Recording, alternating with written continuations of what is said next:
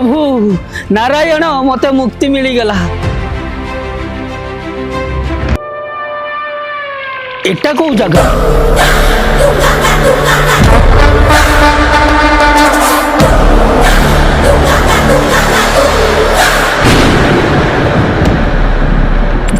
एते व्रत करथिली एते हविष करिथिली 80 वर्ष पर्यंत मु कोन न करथिली पुण्य काम मते ने किए नै के आइला एटिकी को जोगुणी क्या मते आज नरक को नै के आइला सफी के आज मु सफा करि देमी कहा को छाड़ीमिनी को जोगुणी क्या मते नै के आइला तुम ताता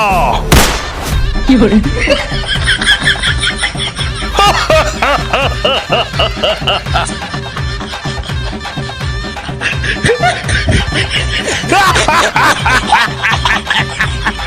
हे जमराज कहवा गले उड़ीसार एकमात्र पुण्यवती बुढ़ी मु थिली केते उपवास केते व्रत मु करिछि